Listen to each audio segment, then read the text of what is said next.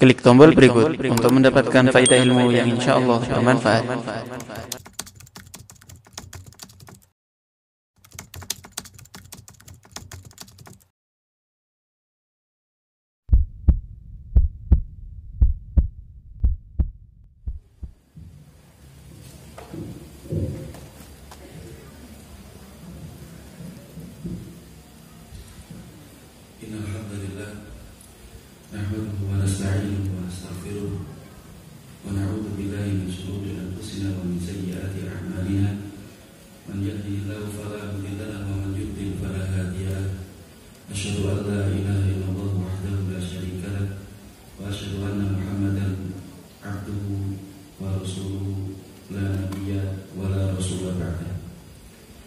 Bapak-bapak, ibu-ibu, wali santri pesantren Tahfidz Al-Azam SMPIT Bina Insani, Hafidhakumullah Ta'ala.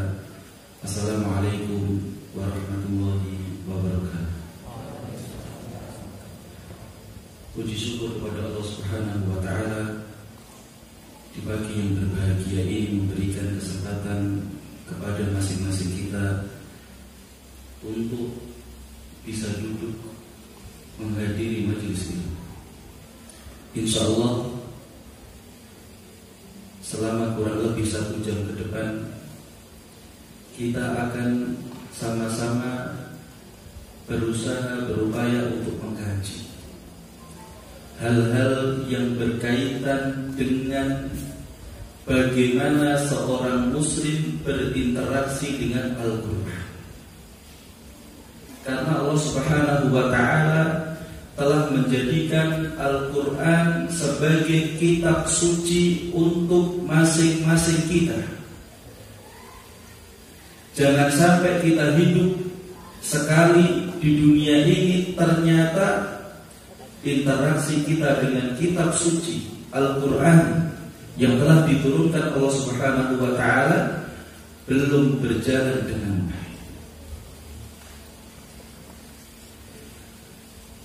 Sebenarnya saya sudah menyiapkan materi untuk disampaikan selama 2 jam. Akan tetapi tadi disampaikan oleh panitia bahwa kajian kita sampai jam 11 insya Allah.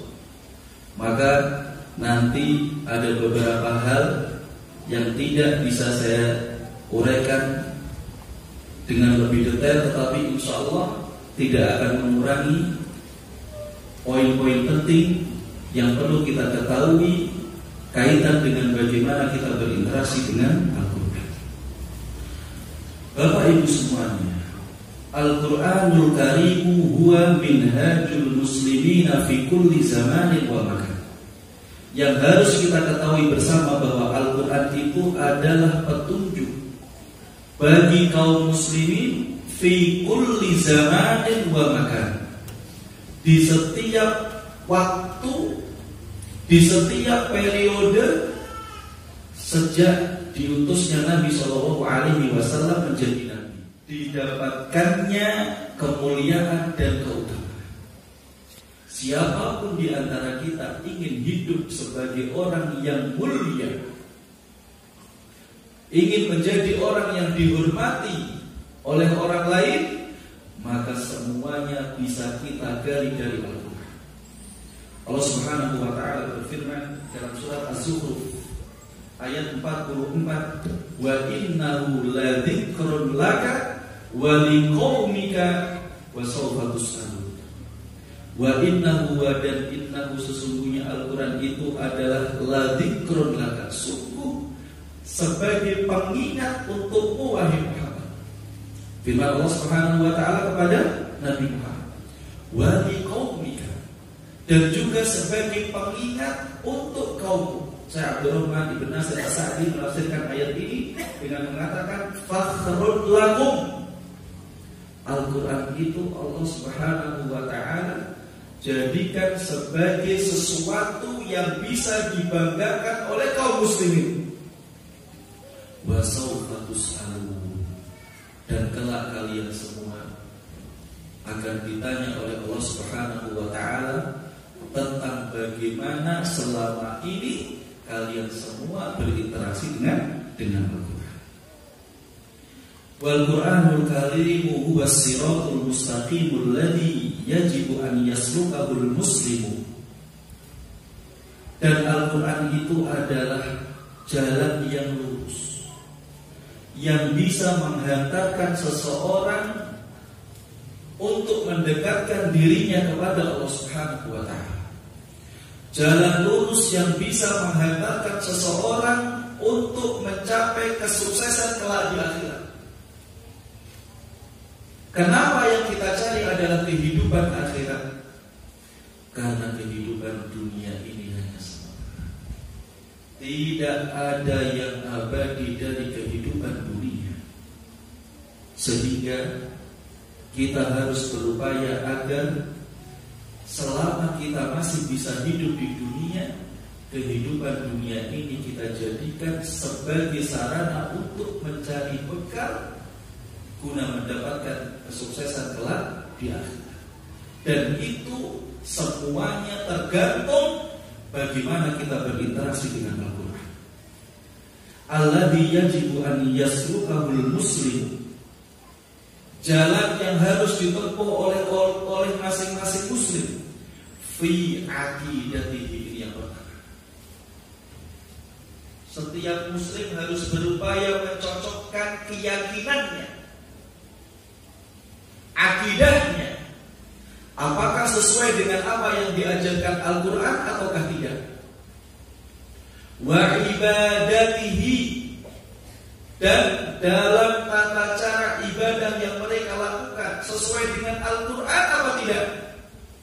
Wa akhlaqihi, dan akhlak yang mereka miliki, akhlak yang dia miliki sesuai dengan Al-Quran apa tidak. Wa muamalatihi, dan bagaimana mereka berinteraksi dengan orang lain, apakah interaksi yang mereka lakukan ini sudah sesuai dengan Al-Quran atau belum. Semuanya harus bisa kita cocokkan dengan Al-Quran. Jikalau apa yang sudah kita lakukan ini sesuai, maka alhamdulillah. Jikalau belum, maka masing-masing kita harus bertanya, mencari tahu. Karena 4 hal ini sangat penting untuk betul-betul kita perhatikan. Contohnya masalah akidah, keyakinan, yang cakupannya sangat luas. Dulu sebagian orang tidak berani melakukan bepergian di hari Senin, karena mereka berkeyakinan bahwa bepergian di hari Senin itu bisa mendatangkan bahaya. Ini adalah keyakinan masyarakat ketika saya masih kecil. Sehingga di masyarakat tempat saya tinggal itu hari Senin gak ada yang melakukan safar, hanya pergi ke sawah, pergi ke pasar. Ada pun pergi keluar kota, tidak ada satu orang pun di antara mereka yang berani. Ini soal keyakinan. Tetapi ternyata Al-Quran tidak pernah menjelaskan tentang keyakinan yang seperti itu. Contoh, ketika kita akan melakukan pernikahan, misalkan kita memiliki keyakinan bahwa pernikahan itu tidak bisa dan tidak boleh dilaksanakan kecuali harus dicocokkan terlebih dahulu tanggal kelahiran calon mempelai laki-laki dan tanggal kelahiran calon mempelai perempuan. Sehingga kemudian terkadang terjadi ketika tanggal pernikahan atau tanggal lahirnya mempelai laki-laki dan mempelai wanita ini tidak dianggap cocok, maka kemudian terkadang terpaksa pernikahan itu tidak bisa dilaksanakan. Ini soal keyakinan. Tetapi kemudian ketika ini kita kembalikan kepada Al-Quran, itu adalah keyakinan-keyakinan yang tidak pernah dijelaskan. Ini adalah beberapa contoh berkaitan dengan kehidupan sehari-hari.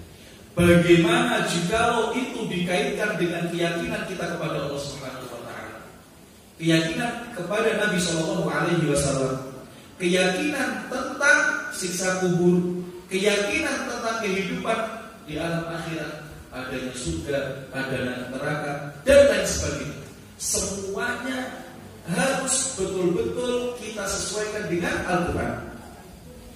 Dalam masalah ibadah juga seperti itu. Kita tidak boleh melakukan sholat kecuali jikalau sholat itu sesuai dengan apa yang diajarkan Al-Quran. Pertanyaannya kan, Ustaz, apakah ada tata cara sholat yang bisa kita praktekkan dan itu telah dijelaskan oleh Al-Quran? Maka kalau kita buka Al-Quran dari surat Al-Fatihah, surat Al-Baqarah, kemudian surat Ali Imran, surat An-Nisa, dan seterusnya sampai surat An-Nas, kita tidak akan pernah menemukan tata cara sholat dijelaskan secara rinci dalam Al-Quran. Terus bagaimana solusinya? Kita ambil yang kedua, sesuai sabda Rasulullah SAW, ala inni utitul Qur'ana wa mislahu ma'ahu. Ketahuilah, ini sabda Rasulullah SAW, sesungguhnya saya telah diberi Al-Quran wa mislahu, dan sesuatu yang seperti Al-Quran. Para ulama mengatakan bahwa yang dimaksud dengan mislahu di sini adalah ahaditsun Nabi sallallahu alaihi wasallam, hadis-hadis Nabi sallallahu alaihi wasallam. Sehingga kalau ada di antara kita ingin mencocokkan, misalkan dalam masalah ibadah, kita kembalikan kepada Al-Quran. Jikalau itu tidak ada, maka kita kembalikan kepada hadis-hadis Nabi sallallahu alaihi wasallam. Contohnya, ketika ada di antara kita ingin melaksanakan sholat subuh, saking semangatnya melaksanakan sholat subuh, orang ini berpikiran, kalau saya melaksanakan sholat subuh itu hanya 2 rakaat, kurang. 4 dengan 2 itu lebih baik mana? 4. Lebih banyak mana? 4. Maka kemudian saking semangatnya orang ini, dia, saya kalau subuh gak mau, saya inginnya 4. Ketika dia ingin melaksanakan sholat subuh 4 rakaat, maka tunggu dulu. Apakah ada keterangan melaksanakan sholat subuh sebanyak 4 rakaat, baik dalam Al-Quran atau dalam hadis Nabi SAW? Kalau ternyata jawabannya ada, silakan praktekkan. Tetapi kalau kemudian jawabannya tidak ada, maka kita tidak boleh melaksanakan sholat subuh 4 rakaat. Dan selamanya kita tidak akan pernah mendapatkan dalil yang mengatakan sholat subuh sebanyak 4 rakaat.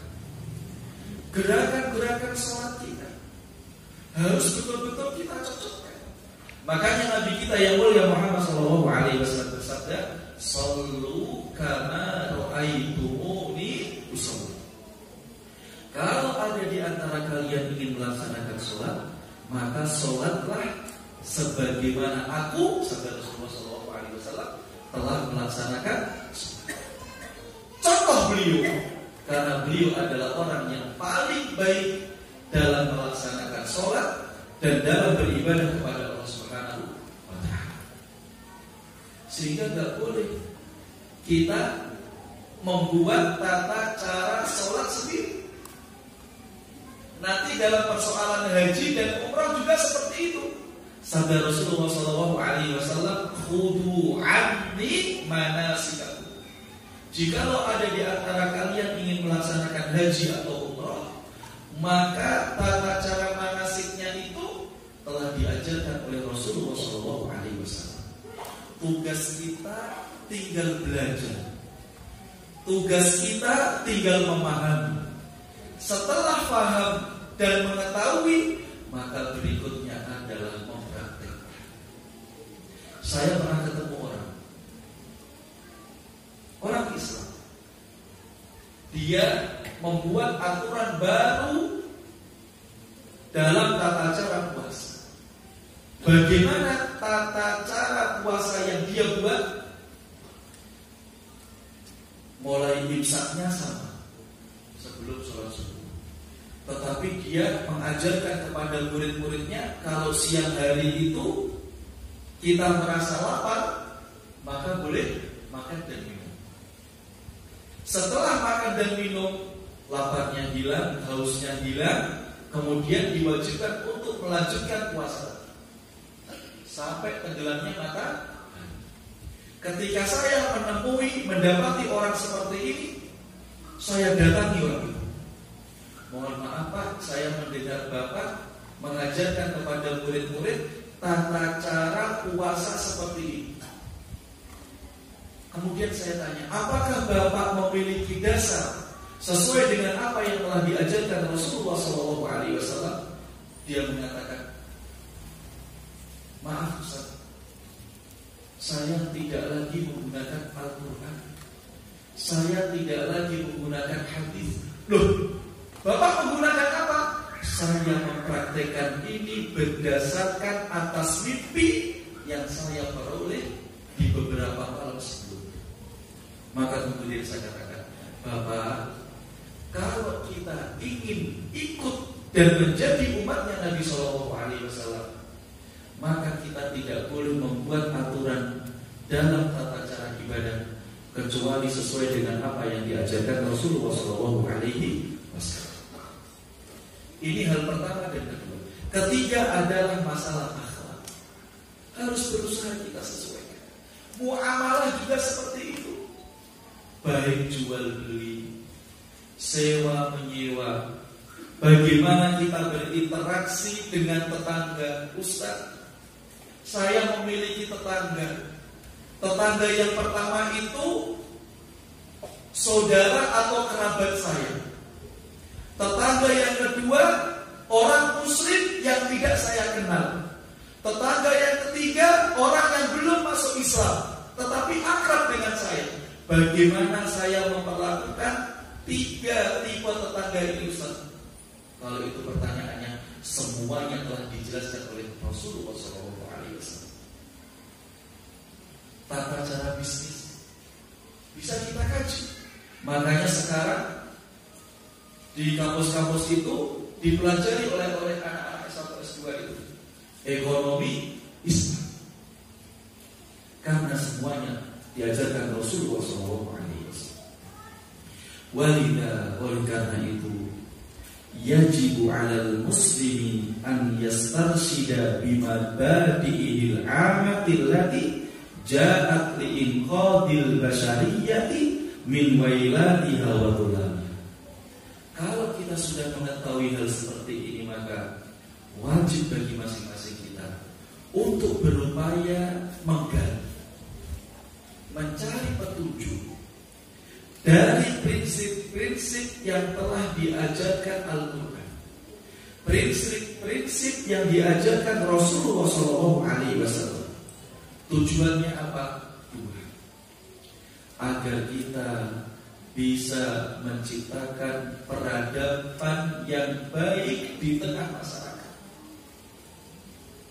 Kalau kita sudah bisa menciptakan peradaban yang baik di tengah masyarakat, maka poin berikutnya adalah kita akan menciptakan masyarakat terkondisikan dengan baik dan jauh dari sesuatu yang tidak baik. Bapak Ibu, kalau kita lihat kehidupan sekarang ini, Masya Allah, berat. Makanya saya bersyukur Bapak Ibu termasuk orang-orang yang Allah pilih, mendapatkan hidayah, dorongan, sehingga mau memasukkan putra-putrinya ke pesantren. Ini adalah pilihan yang sangat tepat. Apalagi pesantren tahfidzul Quran. Lebih dari 14 tahun saya terlibat dalam dunia pendidikan. 10 tahun di pesantren, 4 tahun sebelum saya mengajar di pesantren. Kesimpulan saya saat ini adalah, jikalau kita betul-betul ingin melahirkan ulama, maka caranya buat anak-anak kita sudah menyelesaikan hafalan Al-Quran sebelum mereka lulus usia SMA. Setelah itu di usia SMA, masukkan mereka ke pesantren yang fokus belajar bahasa Arab dan ilmu-ilmu syariat dasar. Insya Allah nanti mereka akan lulus jenjang SMA, siap untuk melanjutkan ke perguruan tinggi, belajar hadis, belajar tafsir, belajar fikih, dan kuliah-kuliah yang lainnya. Makanya Bapak Ibu bersyukur bahwa Allah Subhanahu wa Ta'ala telah memberikan kemudahan kepada bapak dan ibu sehingga saat ini putrinya belajar di pesantren Tahfidz. Allah Subhanahu wa Ta'ala berfirman, menjelaskan kepada kita agar lebih termotivasi menjadikan Al-Quran sebagai petunjuk hidup. Firman Allah Subhanahu wa Ta'ala dalam surat Al-Isra ayat yang ke-9. Inna hadzal Qur'ana yahdi lillati hiya aqwam. Sesungguhnya Al-Quran, kitab ini itu menunjukkan ke jalan yang lurus. Syekh Abdurrahman bin Nasir As-Sa'di menafsirkan aqwam di sini artinya adalah a'dalu wa a'lam. Al-Quran itu bisa membimbing kita menuju posisi, kondisi, tempat yang lebih tinggi dan tempat yang akan memberikan keadilan bagi siapapun yang mempraktikkan ajaran Allah. Ini adalah sesuatu yang luar biasa. Makanya kalau kita mentelaah Al-Quran, kita akan mengetahui bahwa tidak ada satu ayat pun yang ada dalam Al-Quran kecuali memberikan makna yang sangat penting. Kalau Bapak Ibu membaca Al-Quran satu ayat, kok mendapatkan ayat itu tidak ada maknanya, maka cepat tanyakan kepada ustaz atau kiai atau syekh agar kita tahu, karena tidak mungkin Allah Subhanahu wa Ta'ala menurunkan ayat dalam Al-Quran kecuali memberikan manfaat. Jikalau ternyata ada dalam Al-Quran ayat-ayat yang tidak memberikan manfaat, maka Al-Quran telah menjadi kitab suci yang berpotensi untuk diabaikan oleh umat. Kenapa? Di dalamnya ada sesuatu yang tidak bermanfaat. Contohnya, ketika kita buka dari depan Al-Quran, selesai Al-Fatihah, kemudian masuk Al-Baqarah. Ayat pertama bunyinya apa? Alif Lam Mim. Tahu artinya apa? Ada yang tahu artinya Alif Lam Mim? Ada yang tahu? Mobil pesantren Al-Azhar gak akan tahu. Kesantriannya gak akan tahu. Saya juga tidak akan tahu. Karena Alif Lam Mim diturunkan Allah Subhanahu wa Ta'ala tanpa pernah menjelaskan maksudnya apa. Pertanyaannya, Ustaz, kok ada ayat yang tidak bisa kita pahami? Kita jawab, kita tidak memiliki kuasa untuk memahami ayat ini. Tetapi turunnya ayat ini sangat memberikan pengaruh kepada orang-orang kafir di zaman Nabi Muhammad SAW. Ketika orang-orang kafir yang mereka ini adalah orang-orang yang paling pandai dalam membuat syair, ketemu dengan ayat yang bunyinya Alif Lam Mim, bingung mereka. Ini apa? Hamim Shad Yasin, bingung mereka. Apa ini? Sesuatu yang tidak pernah mereka dengar sebelumnya. Sehingga inilah yang ingin Allah Subhanahu wa Ta'ala tunjukkan, sehingga membuat orang-orang yang pandai dalam merangkai syair itu kebingungan. Sekaligus ini sebagai bukti bahwa Al-Quran itu bukan ciptaan, bukan bikinan Nabi kita yang mulia Muhammad SAW. Karena Al-Quran ini Allah Subhanahu wa Ta'ala turunkan kepada orang Islam,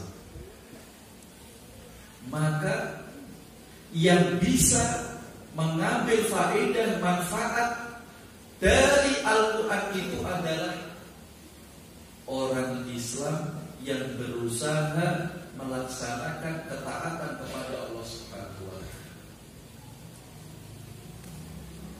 Sehingga Tidak semua orang itu bisa mengambil faedah dari Al-Quran. Tergantung dari kualitas ketakwaan yang mereka miliki. Semakin tinggi ketakwaannya, maka semakin banyak faedah-faedah yang akan dia temukan dalam Al-Quran. Allah Subhanahu wa taala berfirman dalam surat Al-Baqarah permulaan, "Dzalikal kitabu la raiba fihi." Dan itulah Al-Quran, kitab yang tidak ada keraguan di dalamnya. Kemudian dilanjutkan dengan firman-Nya, "Hudan lil muttaqin." Petunjuk sebagai orang-orang, petunjuk untuk orang-orang yang bertakwa. Kita mungkin tidak bisa membayangkan, Ustaz, saya ingin belajar Al-Quran, tetapi tingkat ketakwaan saya belum maksimal. Bagaimana Ustaz? Terus perkuat niat, terus perkuat keimanan. Semakin kuat iman dan niat kita, insya Allah kita akan dipermudah untuk mendapatkan faedah yang banyak dari Al-Quran. Kalau kita pikirkan ayat ini dan kemudian kita sesuaikan dalam kehidupan sehari-hari, kita betul-betul akan mendapatkan jawaban yang logis. Yang namanya buku panduan menggunakan mesin cuci otomatis itu betul-betul telah diciptakan oleh produsen dari mesin cuci itu untuk digunakan. Yang menggunakan siapa? Orang-orang yang percaya dengan kebenaran buku panduan tersebut. Begitu ada orang tidak percaya dengan buku panduan itu dan kemudian tidak mau menggunakannya, sehingga yang dia lakukan adalah mengaktifkan, menggunakan mesin cuci sesuai dengan apa yang dia mau, kira-kira mesin cuci itu akan awet, bertahan lama, akan cepat rusak? Akan cepat rusak. Kenapa? Karena mesin cuci itu digunakan tidak sesuai dengan buku panduan. Contoh yang lain, seorang pilot. Untuk menjadi pilot itu harus belajar lama, 4 tahun atau lebih.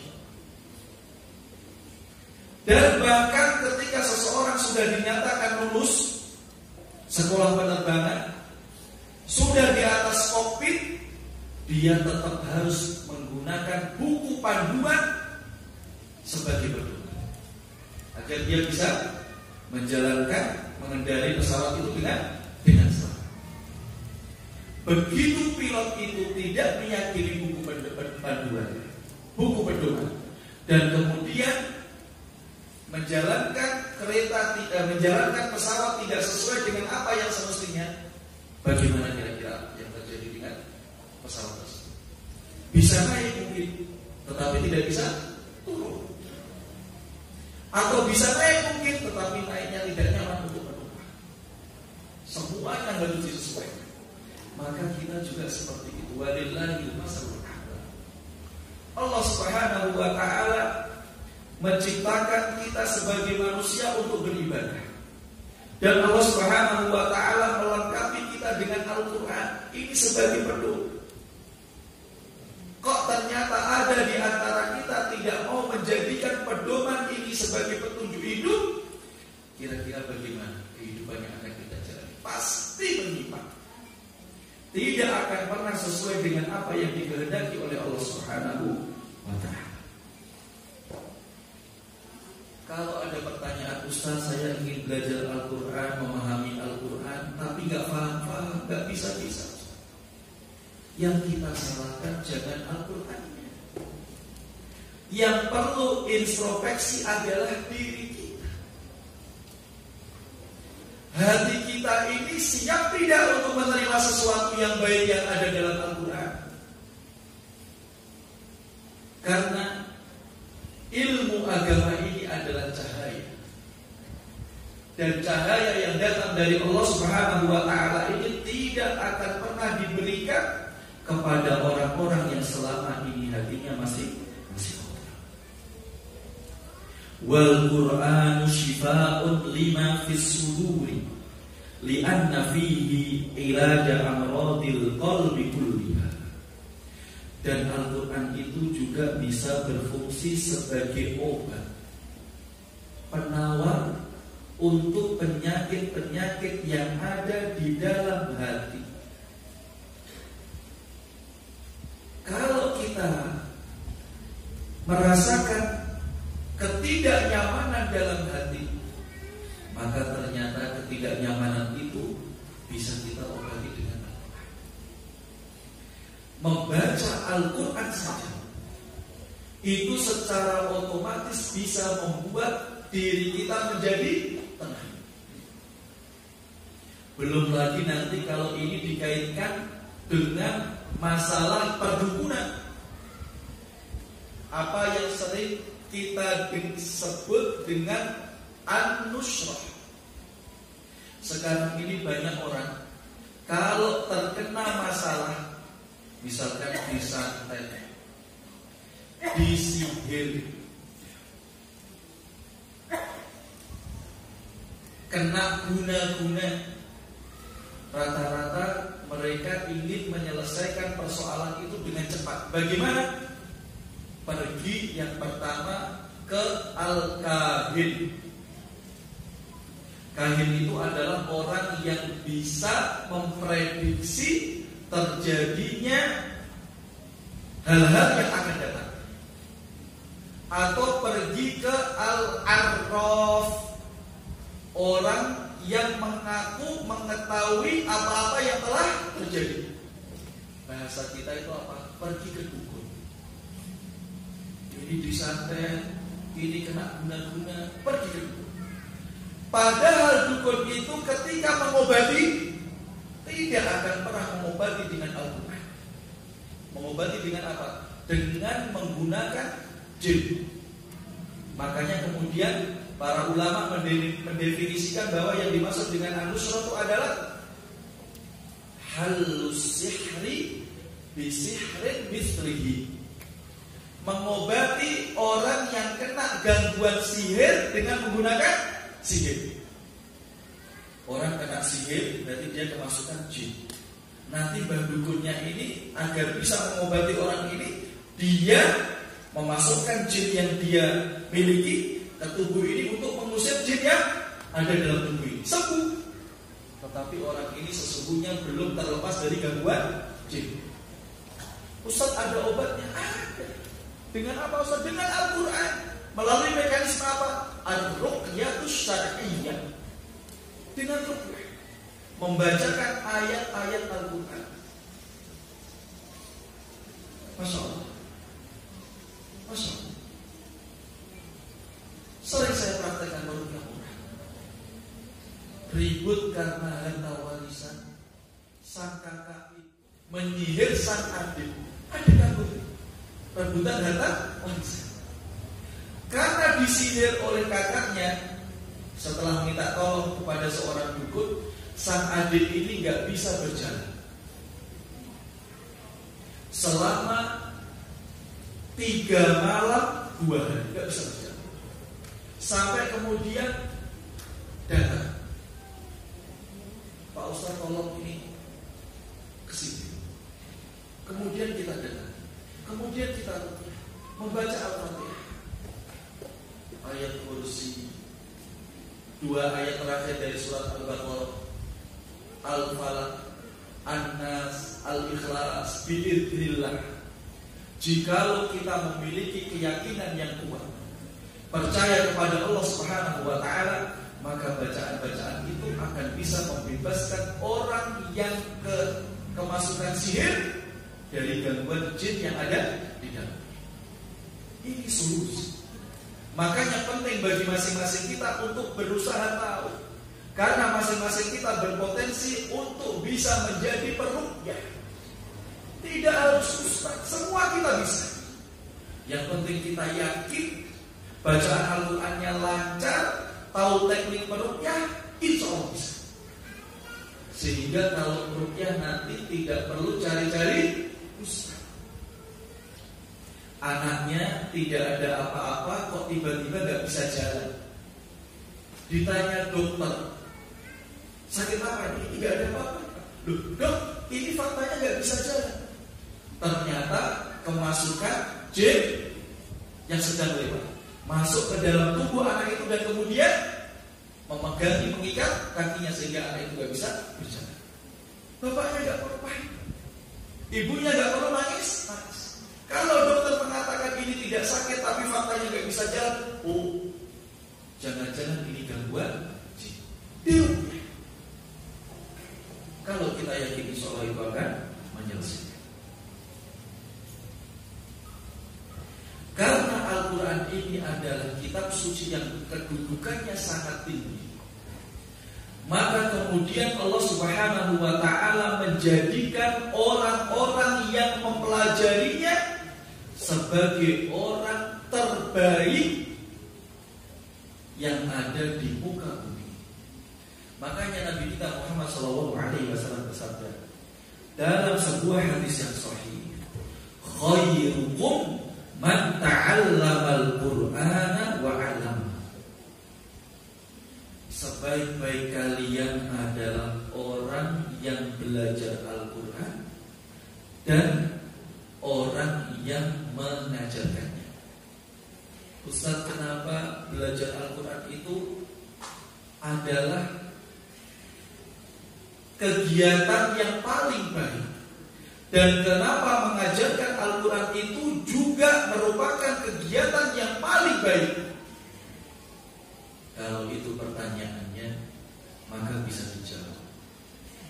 Karena yang kita ajarkan atau apa yang kita pelajari adalah sesuatu yang baik, yaitu ayat-ayat firman Allah Subhanahu wa ta'ala.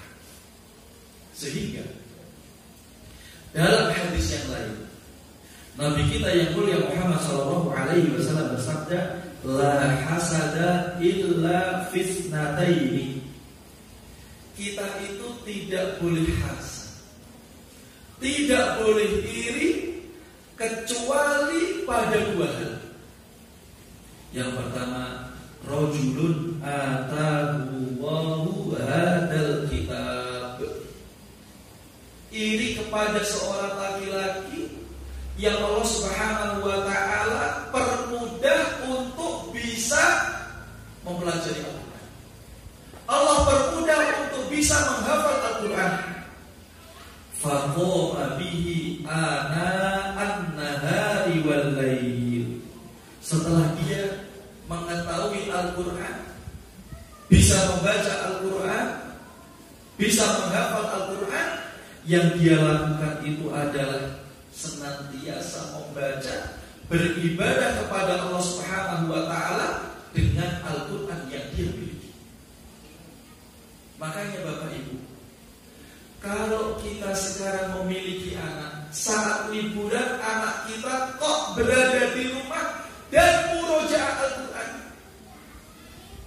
duduk sendirian membaca Al-Quran tanpa melihat Al-Quran, karena dia sudah menghafalkan, maka kita berhak untuk menjadi orang yang ingin seperti anak itu. Kalau anak saya bisa, kenapa saya tidak bisa, ya Allah? Kalau anak saya bisa melakukan seperti itu, ya Allah, saya ingin juga bisa seperti anak saya.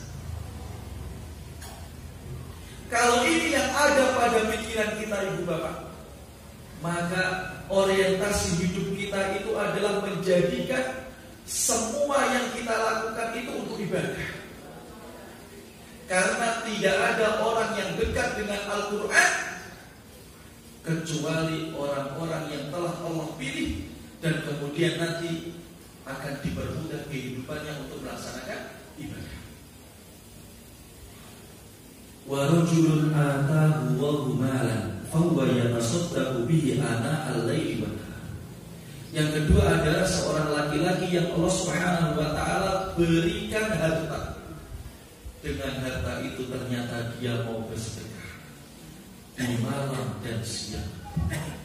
Ya Allah, ada orang kaya kerjaannya itu infak, bikin santunan, itulah yang patut kita iri. Kapan saya bisa seperti itu?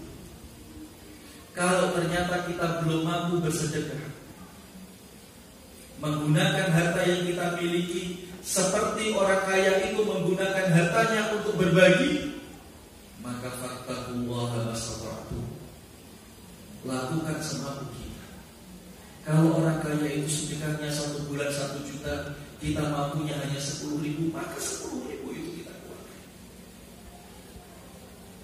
Karena al-ajru ala qadril masyaqqah. Pahala yang akan didapatkan oleh orang yang melakukan kebaikan itu akan selalu dihubungkan dengan tingkat kesulitan yang dia alami. Sama-sama sedekah 10.000. Satunya orang naik kendaraan roda 4 mewah.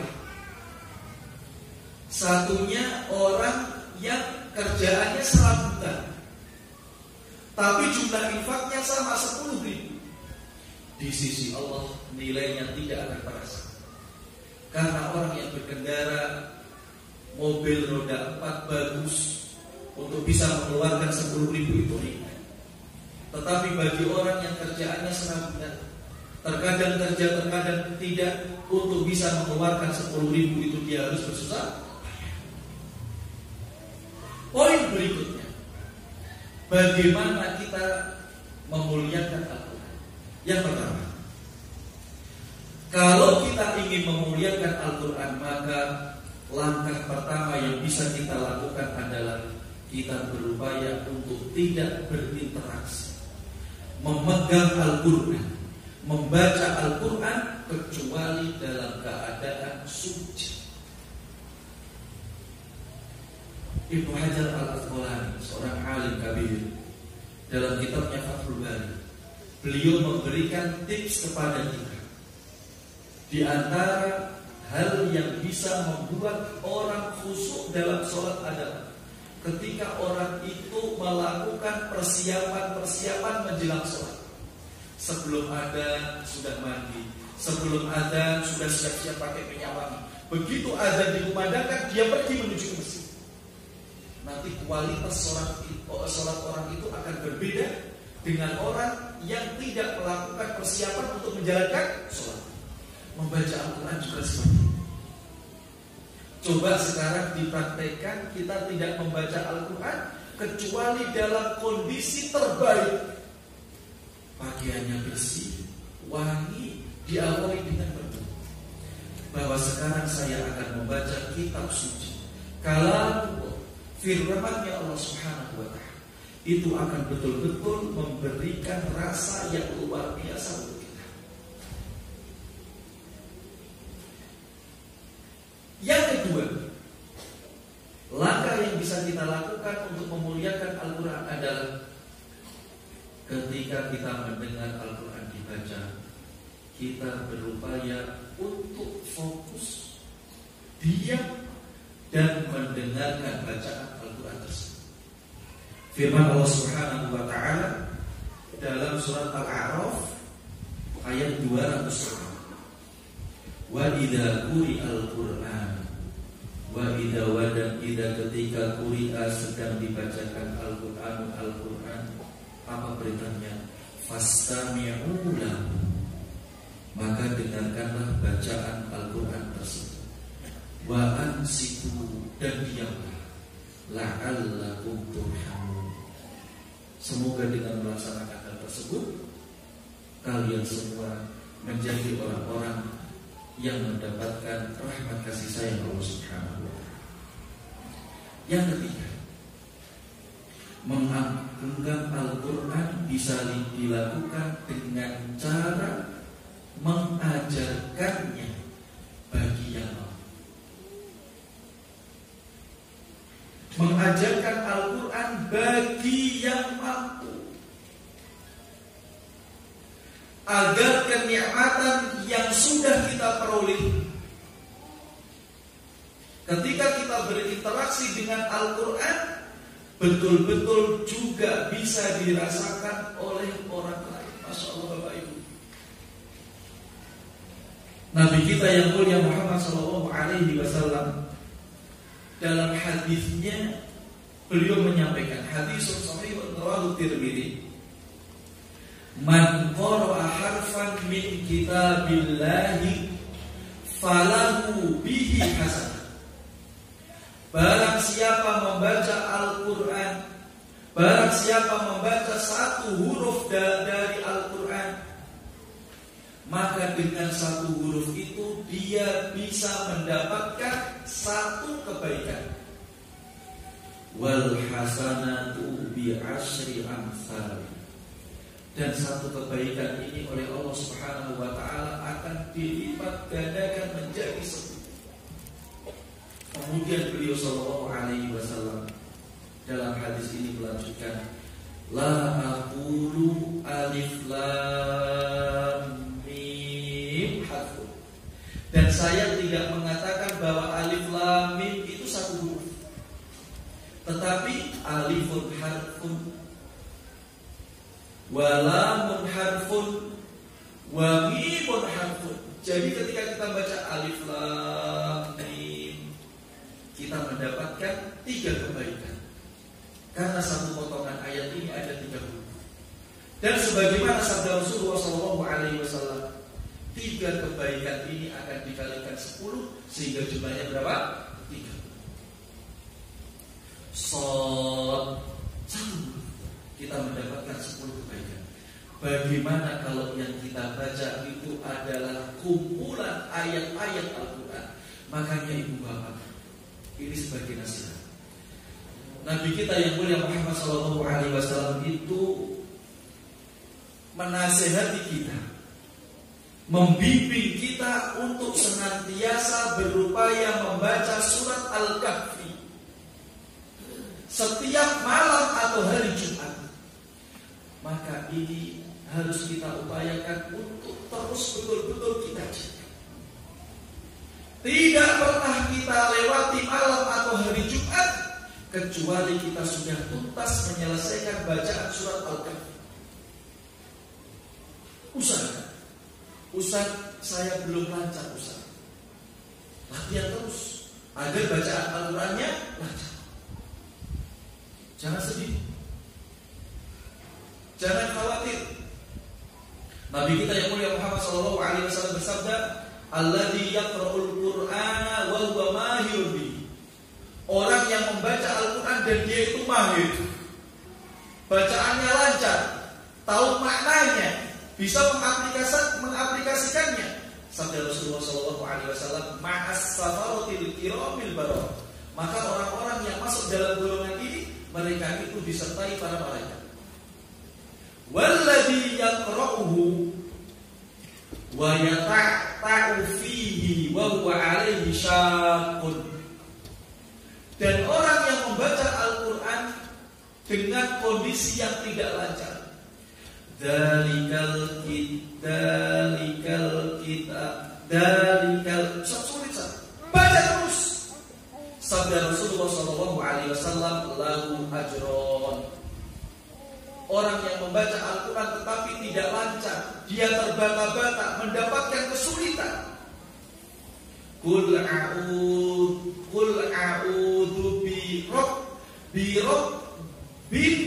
bin nas. Gimana Sat? Qul a'udzu birabbin nas. Qul a'udzu. Enggak usah sedih. Lahu ajron, dia akan mendapatkan 2 pahala.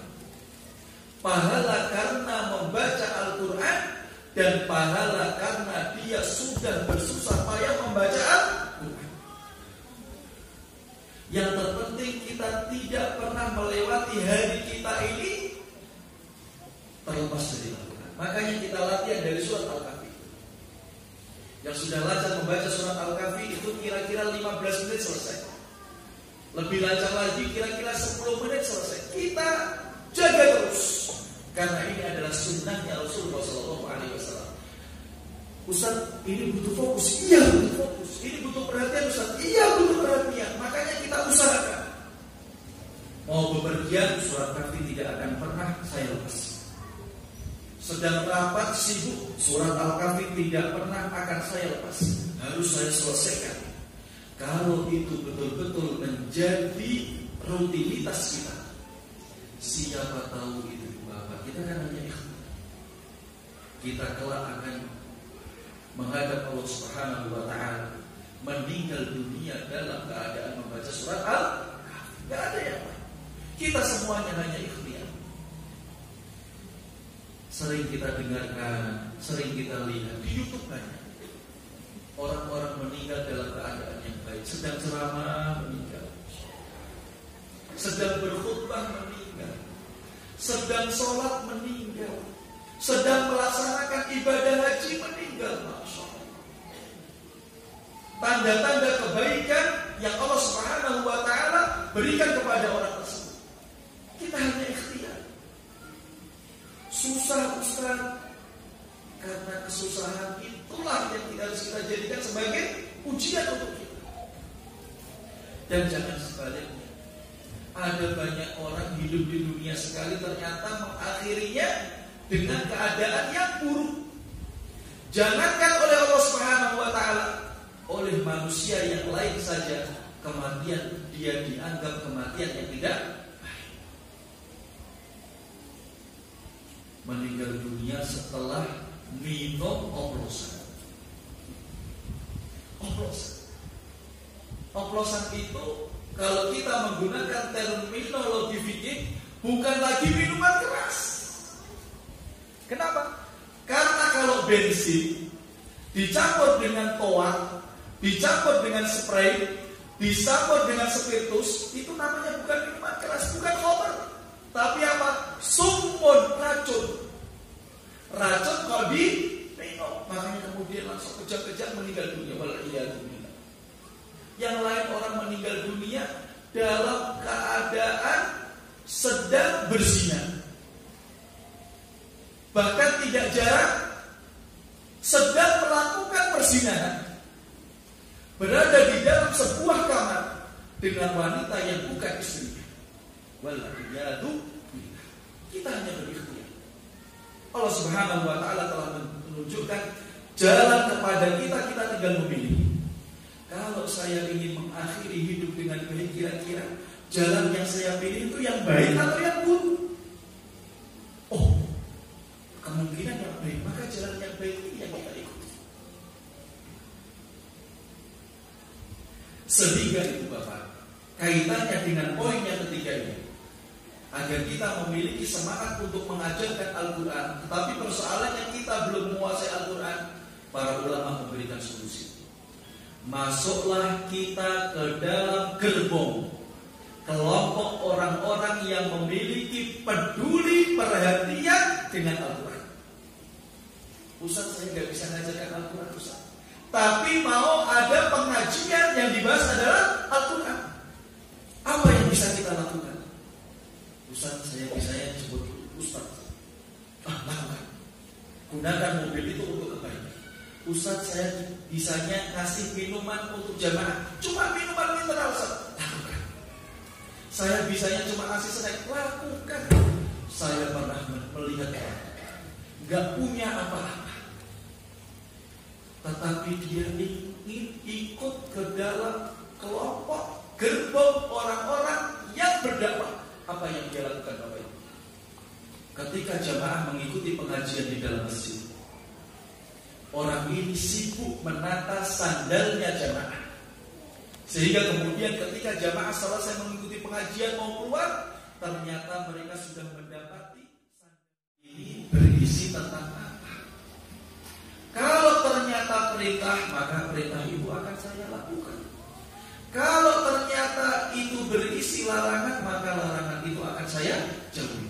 Dengan begitu Al-Quran akan memberikan dampak yang positif untuk kita. Ustaz, saya levelnya baru baca Al-Quran, belum bisa bahasa Arab Ustaz. Pakai Al-Quran terjemahan. Sehingga tidak cuma ayat-ayat Al-Quran saja yang kita baca, tetapi kita juga dituntut untuk bisa memahami apa yang kita baca. Kenapa? Karena Al-Quran diturunkan Allah Subhanahu wa Ta'ala sebagai pedoman. Bagaimana kita bisa menjadikan Al-Quran sebagai pedoman kalau kita tidak memahami isinya?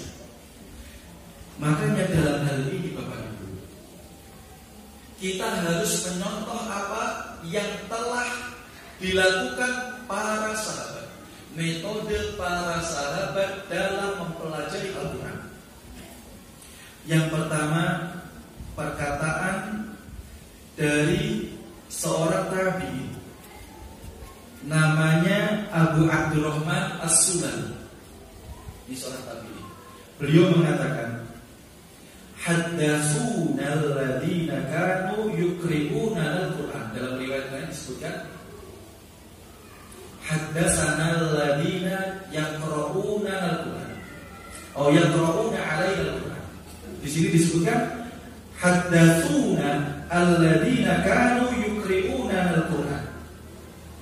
Orang-orang yang dulu mengajarkan Al-Quran kepada kita, maksudnya adalah sahabat. Karena yang berkata ini adalah seorang tabi'in. Karena skemanya itu adalah Rasulullah punya murid namanya siapa? Sahabat. Kemudian sahabat punya murid namanya tabi'in. Tabi'in punya murid namanya tabi'in. Ini ada seorang tabi'in yang bernama Abu Abdurrahman As-Sulami. Beliau mengatakan, dahulu orang-orang yang mengajarkan Al-Quran kepada kami, maksudnya adalah para sahabat, annahu kanu idza ta'allamu 10 ayatin lam yujawizuha hatta ya'lamu ma fiha minal amal. Dulu para sahabat itu kalau belajar Al-Quran, mereka tidak akan meninggalkan 10 ayat kecuali mereka sudah tahu bagaimana cara mempraktekkan 10 ayat ini. Ini adalah sebuah metode yang mohon maaf dilakukan oleh pendiri Muhammadiyah, Kiai Haji Ahmad Dahlan. Beliau itu ketika, ini saya baca dalam sebuah kitab, ketika mengajarkan Al-Quran kepada murid-murid beliau tahun sekitar 1910-an, karena Muhammadiyah itu didirikan 1912. Kalau itu didirikan 1926 bulan Muhammadiyah. Dibiasakan kepada murid-murid beliau itu kalau mengajarkan Al-Quran harus paham maknanya. Saya masih ingat Pak Parman, guru Al-Quran saya ketika SD, namanya Pak Parman, Masya Allah. Beliau yang mengajarkan saya Al-Quran ketika saya masih SD. Saking dekatnya saya dengan beliau itu, saat saya kuliah di Jakarta, beliau ternyata meninggal dunia mendadak. Mau sholat isya berwudu, mau sholat isya wudu di kamar mandi, terpleset meninggal dunia. Meninggal dunia dalam keadaan sedang mau berwudu. Ketika beliau meninggal dunia itu, waktu itu sekitar tahun 2003, HP belum begitu musik. Saya baru tahu kalau paginya guru saya yang bernama Pak Parman ini meninggal dunia. Saya dapat firasat apa?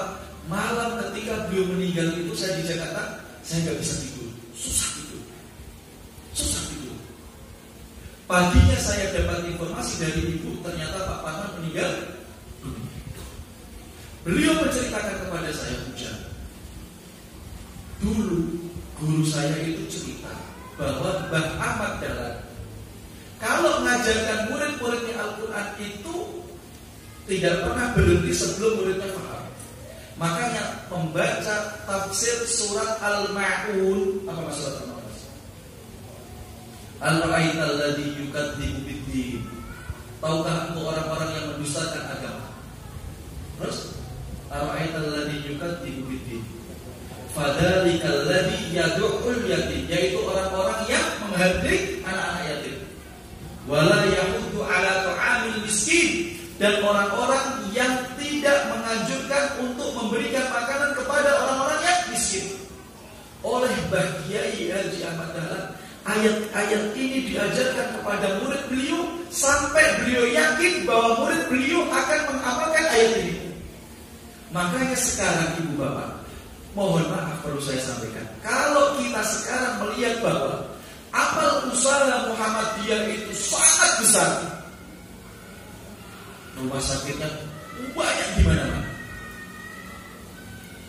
SMP-nya banyak di mana-mana, SMA-nya banyak di mana-mana, kampusnya banyak di mana-mana. Karena inilah model pembelajaran yang mereka kembangkan. Mempelajari Al-Quran untuk diamalkan.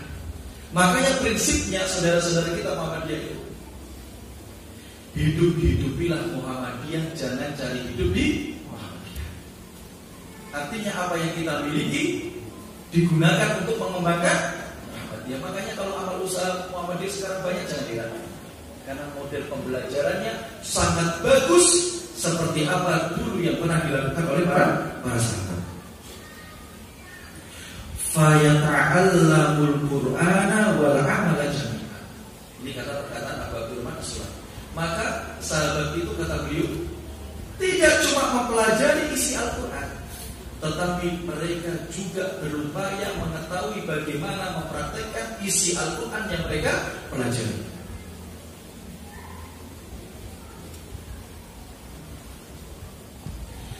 Seorang sahabat bernama Ibnu Mas'ud, beliau mengatakan, kana rajulu minna, dulu seorang laki-laki dari kami, idza ta'allama asyara ayatin lam yujawizhunna, jikalau dia mempelajari 10 ayat dari Al-Quran, maka dia tidak akan melewati 10 ayat itu hatta ya'rifa ma'anihinna, sampai dia mengetahui makna-makna dari 10 ayat yang dia pelajari. Dari sini Bapak Ibu, kalau kita ingin mendapatkan kenikmatan saat membaca Al-Quran, kenikmatan saat kita menjadi makmum sholat subuh, maghrib atau isya, suara imamnya bagus dan kita ingin menikmati bacaan yang dibaca oleh imam itu, usahakan kita tahu bahasa. Jadi kalau kita mendengar, Masya Allah, kita buka Al-Quran, kita buka Al-Quran, kemudian kita baca ayat-ayatnya, kita mengetahui artinya, kita akan merasakan kenikmatan yang sangat luar biasa. Sholat subuh sudah dingin, bacaan imamnya kurang bagus, kita tidak tahu artinya, sudah cepat-cepat dalam hati kita, cepat-cepat lama banget, bacaannya gak bagus, rukunya panjang-panjang. Tetapi kalau kita bisa memahami artinya, apa yang akan ada dalam hati kita, lanjut terus ketika sampai 1 ayat selesai, lanjut, karena kita, Masya Allah, karena kita memahami apa yang dia baca, sehingga tidak ada kata terlambat untuk bapak dan ibu. Jangan mencukupkan diri dengan putra-putrinya. Besok kita menghadap Allah Subhanahu wa Ta'ala itu sendiri-sendiri. Jangan mengandalkan putra dan putri. Kita buat diri kita menjadi orang yang pertama kali bisa mengambil faedah dari Al-Quran. Ustaz, belajar bahasa Arab, Ustaz, belajar bahasa Arab. Di mana Ustaz? Cari. Nyari duit yang tidak kelihatan aja bisa. Apalagi mencari tempat untuk belajar bahasa Arab, kan biasanya tempat itu ada tulisannya. Tempat belajar bahasa Arab intensif tiap hari Sabtu dan kita cari. Minimalnya itu kita bisa mengetahui hal-hal yang mendasar. Nanti Bapak Ibu akan mendapatkan kenikmatan yang luar biasa. Yang terakhir, biar pas hujan, biar saya tidak boleh. Berarti yang beberapa mas, yang keenam, Al-Quran diturunkan Allah Subhanahu wa Ta'ala untuk dipraktekkan. Makanya yang keenam ini penting, karena Al-Quran yang sekarang ada pada diri kita dan selama ini telah kita pelajari bisa mendatangkan masalah. Kapan? Ketika kita tidak bisa mempraktekannya. Sebagaimana disampaikan Rasulullah SAW dalam sebuah hadis yang sahih, Innallaha yarfa'u bihadzal kitabi aqwaman wa yad'u bihi akharin. Sesungguhnya Allah Subhanahu wa taala itu bisa mengangkat sebuah kaum, bisa mengangkat derajat seseorang ketika dia mau berpegangan dengan ajaran Al-Quran. Kebalikannya, jikalau ada orang diberikan kemudahan belajar Al-Quran atau bahkan sampai hafal Al-Quran, tetapi dia tidak mau mempraktekannya, maka Al-Quran akan datang memberikan masalah dalam kehidupan. Hati-hati. Berzina itu halal apa haram? Berzina itu halal apa haram? Ada orang yang nakal, tidak pernah sholat, rambutnya panjang, suka hidup di jalanan, dia berzina. Kira-kira di mata masyarakat dia tercela atau tidak? Tercela. Tetapi kalau perzinahan itu dilakukan oleh seorang ustaz, kira-kira derajat ustaz itu gimana? Gila. Kenapa? Karena dia telah diberikan Al-Quran oleh Allah Subhanahu wa taala, tetapi dia tidak mampu mengaplikasikannya dengan cara meninggalkan sesuatu yang diharamkan. Hati-hati. Hati-hati. Masing-masing kita akan dimintai pertanggungjawaban, tidak hanya dengan berapa ayat yang kita hafal, tetapi bagaimana kita mengamalkan kitab suci. Korupsi itu kan tidak baik. Tapi kalau korupsi itu dilakukan oleh orang awam, maka masyarakat, oh orang awam, korupsi paling dipenjara. Tetapi begitu yang korupsi adalah orang yang tahu agama, akan menjadi persoalan. Kehafulan korupsi, jatuh namanya kan? Haji Fulan korupsi, jatuh namanya. Profesor Doktor Fulan korupsi, jatuh. Sehingga tugas kita setelah melalui tahapan-tahapan tadi adalah yang terakhir mengamalkan Al-Quran. Makanya sahabat Ibnu Mas'ud, beliau mengatakan, qala rajulun li Abdillah bin Mas'ud. Ada seorang laki-laki yang berkata kepada sahabat Abdillah bin Mas'ud, "Ausi, wahai Ibnu Mas'ud." Karena Ibnu Mas'ud ini seorang sahabat yang juga diberikan kemampuan untuk menafsirkan Al-Quran. Pemahamannya terhadap Al-Quran sangat baik. Suatu ketika beliau didatangi seseorang meminta nasihat. Ibnu Mas'ud berikanlah nasihat kepadanya. Apa nasihat itu Mas'ud? Idza sami'ta, jikalau engkau mendengarkan firman Allah Subhanahu wa taala, ya ayyuhalladzina amanu. Dan ini juga berlaku untuk kita. Kalau kita sedang membaca Al-Quran, membaca firman Allah Subhanahu wa taala, ya ayyuhalladzina amanu. Apa nasihat itu Mas'ud? Far'aha sama'ak, maka buatlah pendengaranmu ini untuk fokus dengan apa-apa yang akan dijelaskan setelah kalimat ya ayyuhalladzina amanu, wahai orang-orang yang beriman. Apa perintahnya? Karena bisa jadi setelah firman Allah Subhanahu wa taala, wahai orang-orang yang beriman, bisa jadi kelanjutan ayat itu adalah perintah. Fa innahu khairun yu'maru bi aw syarrun yunha.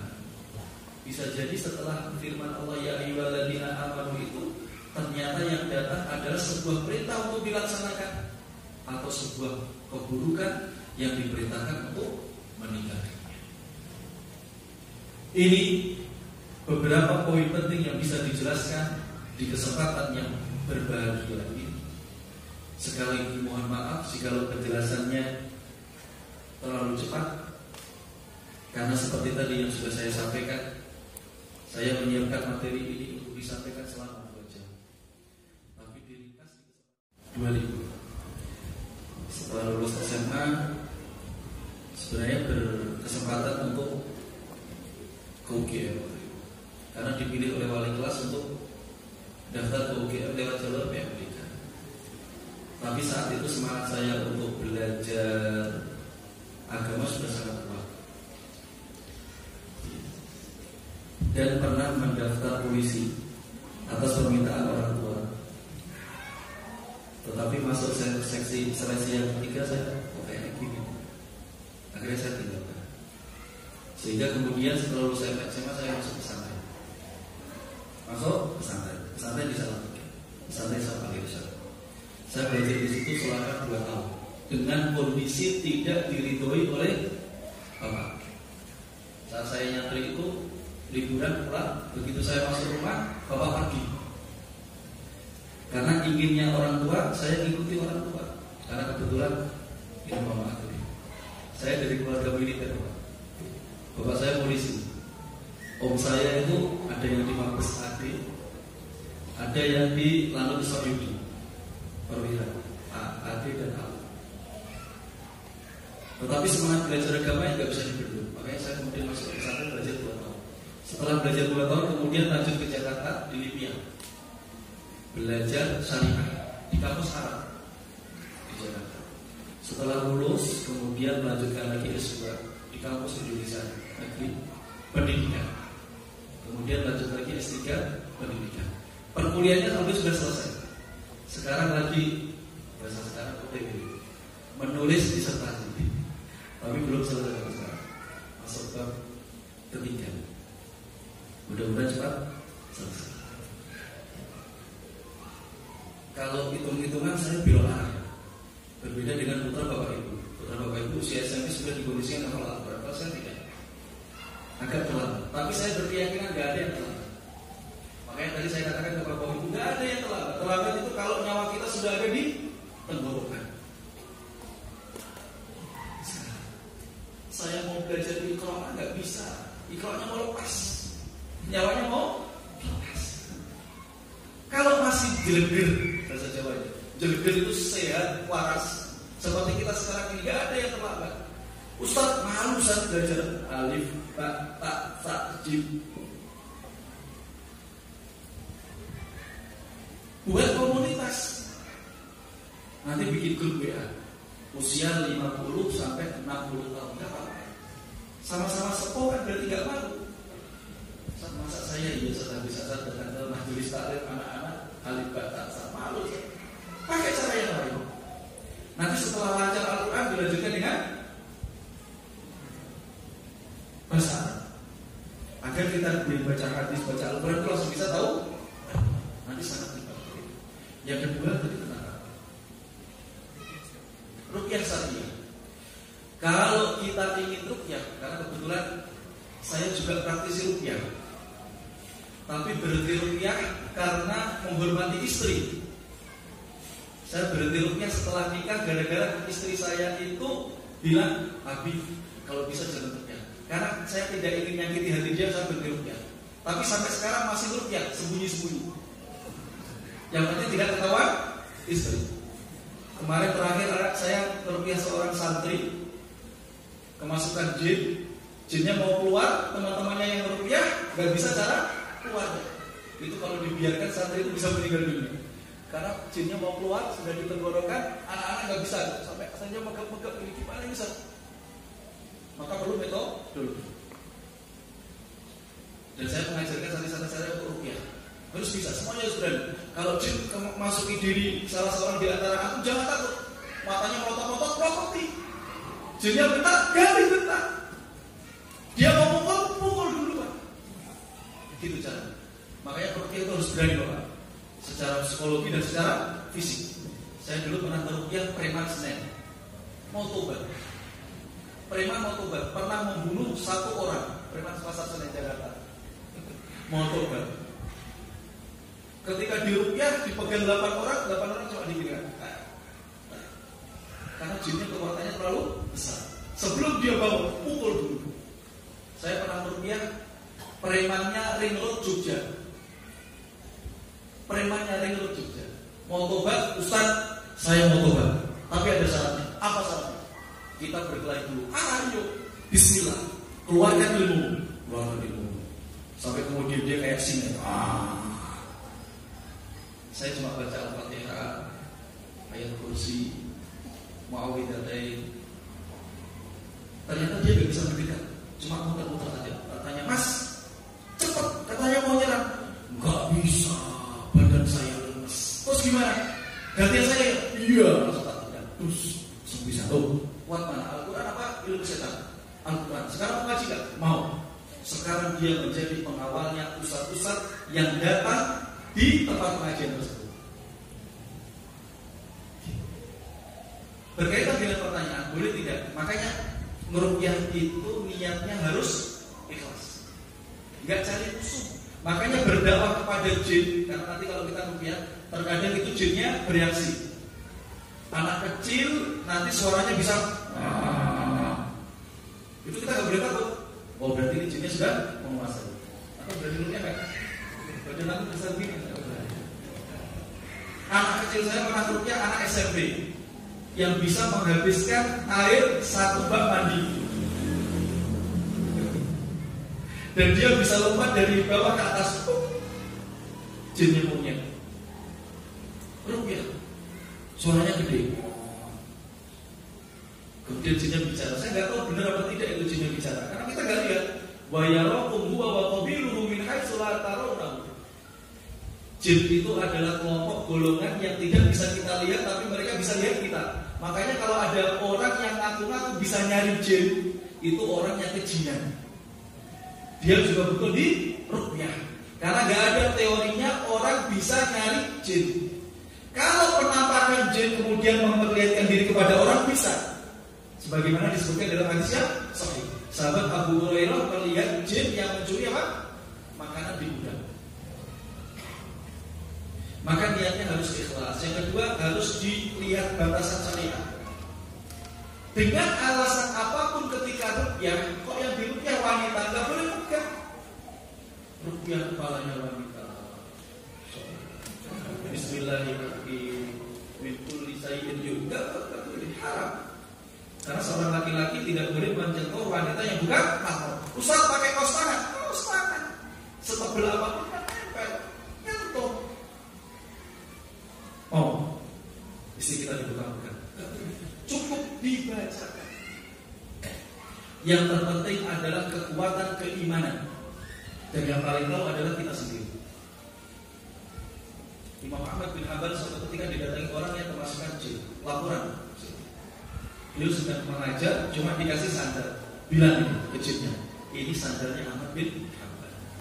Sandal yang belum datang, jinnya udah kabur pergi, keluar dari orang yang kesurupan. Bukan karena sandalnya, tetapi karena kualitas keimanan yang dimiliki oleh Imam Ahmad bin Hanbal. Tandanya apa?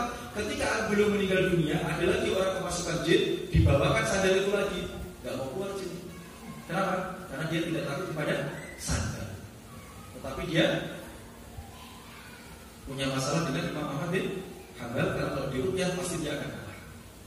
Sehingga Bapak, kalau sudah seperti ini kita ketahui, nggak boleh kita mencelakai jin. Justru kita dakwah.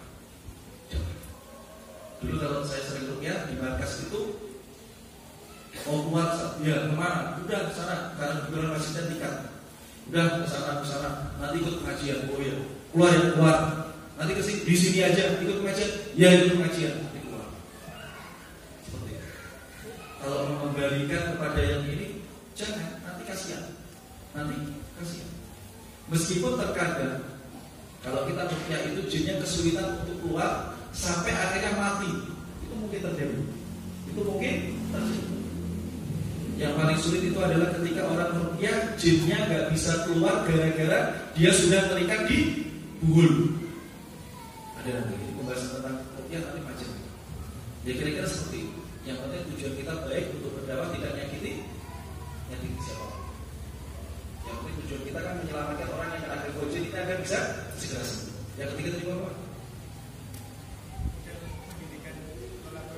Kalau model pendidikan Islam ini pembahasannya sangat panjang. Yang jelas dulu Nabi itu belajar di mana saja, kapan saja. Lebih banyak yang dilakukan di masjid. Makanya kalau kita bicara tentang teori pendidikan, unsur dalam pendidikan itu intinya hanya 4. Ada guru, ada murid, ada ilmu yang diajarkan, ada cara mengajar. Makanya Nabi mengajari sahabat itu tidak mengenal tempat, di atas kuda, saat sedang makan, saat sedang berjalan, beliau mengajarkan. Kenapa? Karena sudah mengandung unsur ini. Ada gurunya, ada muridnya, ada ilmu yang diajarkan, dan bagaimana beliau mengajar. Kalau ternyata pilihan sekarang itu dalam bentuk kelas, ini adalah model pendidikan modern. Sehingga pesan saya, kalau ingin meningkatkan kualitas pendidikan model kelas ini, maka harus segera menyesuaikan dengan apa-apa yang harus dilakukan kaitannya dengan pendidikan model kelas. Bagaimana guru mengajar di kelas, bagaimana guru mempersiapkan, bagaimana guru mengevaluasi, dan lain sebagainya. Wallahu ta'ala a'lam. Itu gimana? Yang apa?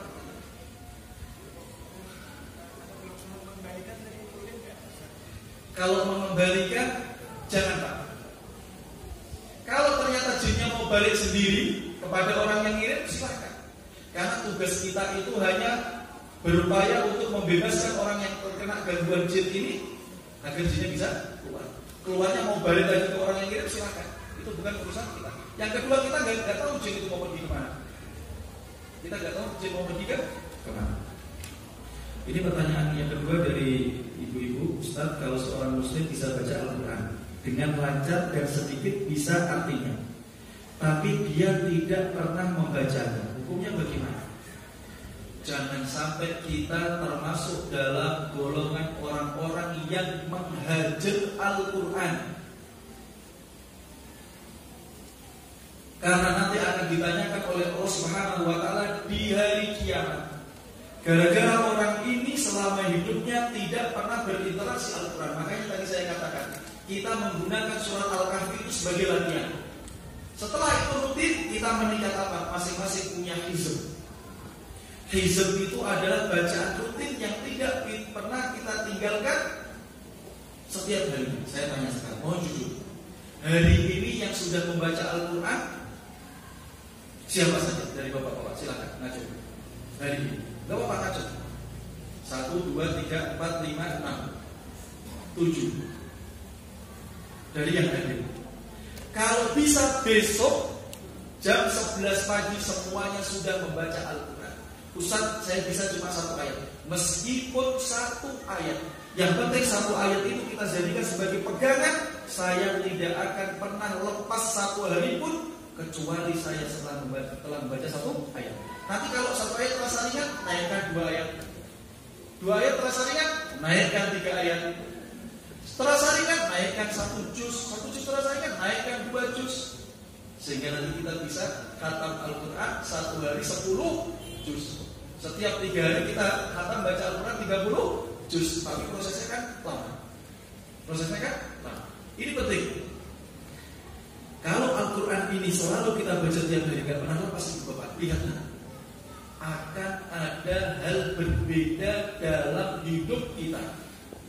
Siapa yang bisa merasakan? Masing-masing kita. Allah Ta'ala. Yang terakhir, Afan Ustaz, sejak kecil saya tidak pernah belajar ulumuddin, ilmu agama. Dan alhamdulillah saya bertemu sekolah yang menyediakan atau membuka sekolah orang tua khusus belajar ilmu agama, fikih, bahasa Arab, akidah, dan lain sebagainya. Saya berniat ikut kajian, tetapi begitu izin suami tidak boleh. Katanya umur sudah tua, nggak perlu katanya. Kalau suami ibu mendengar ini dan ada sekarang, nanti habis ini suami ibu tak ajak pergi makan. Setelah sholat zuhur, suami ibu tak ajak pergi makan. Sambil tak tanyakan, Pak, kenapa melarang istrinya belajar agama?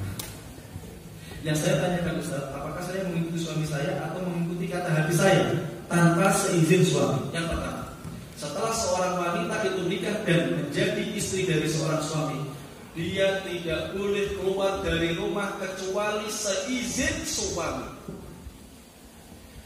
Syekhul Islam Ibnu Taimiyah mengatakan bahwa jikalau ada seorang wanita keluar rumah tanpa seizin suami, maka dia dianggap telah melakukan kedurhakaan. Istilah agamanya namanya adalah an-nashizah.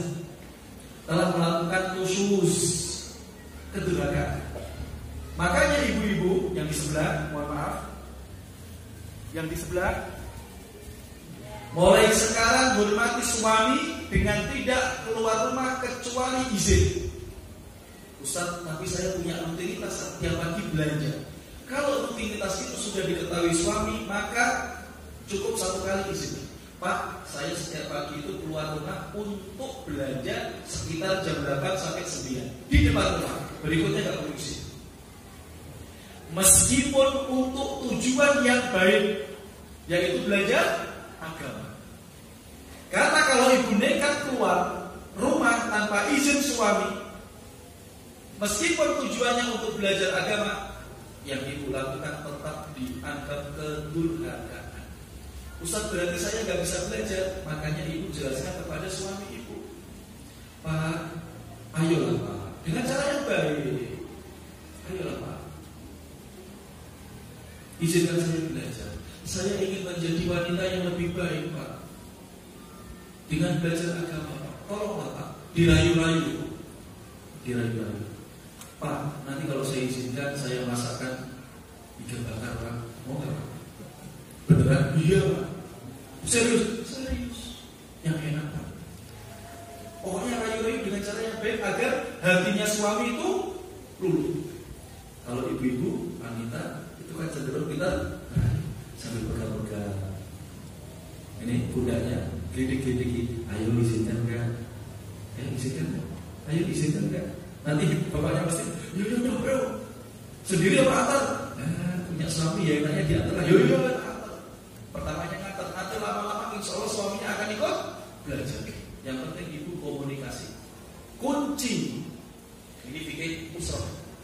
Kunci kelanggengan pasangan suami istri itu ada dalam komunikasi. Semalam saya kajian di sebuah televisi live. Ditanya oleh penanya, Ustaz minta nasihatnya bagaimana agar kita itu nggak suka ribut. Setelah saya jelaskan panjang, saya kasih tipnya itu gampang. Dan ini sudah saya praktekkan. Saya menikah tahun 2009. Sekarang tahun 2020. Saya tidak pernah berantem dengan istri kecuali setelah 3 jam kita sudah damai, akur dan saling senyum. Karena ketika kita menikah, kita membuat perjanjian. Besok kalau kita berantem, ribut, namanya rumah tangga kan nggak mungkin lepas dari ribut, sangat sulit. Tapi kita buat komitmen, besok kalau kita sudah nikah, ini bisa nikah ya. Besok kalau kita sudah nikah, maksudnya setelah kita nikah, kalau kita besok menjalani kehidupan, jalan, kan mungkin berantem. Iya memang, sama-sama tahu itu. Kita harus sepakat bahwa kita nggak boleh berantem lebih dari 3 jam. Kemudian salaman.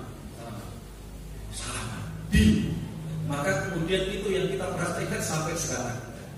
Nanti kalau berantem apa, misalnya ribut apa gitu, sebelum 3 jam misalnya sudah berjalan 2 jam, itu nanti ada di antara kita yang mulai. Dulu lewat SMS, sekarang lewat WA, goda-goda.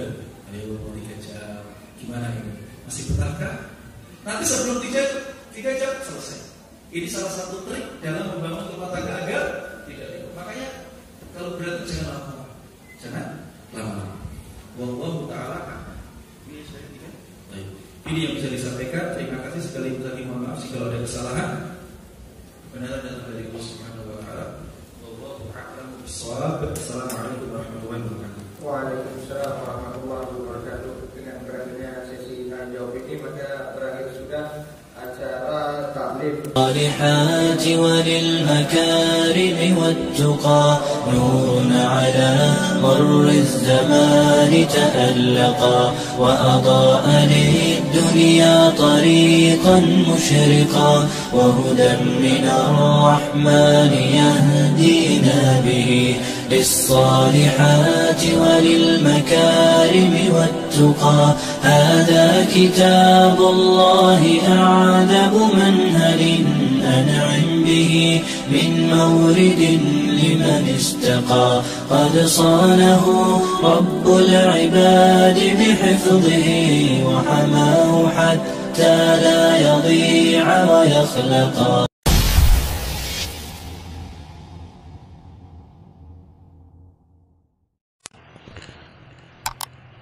Klik tombol berikut untuk mendapatkan faedah ilmu yang insya Allah bermanfaat.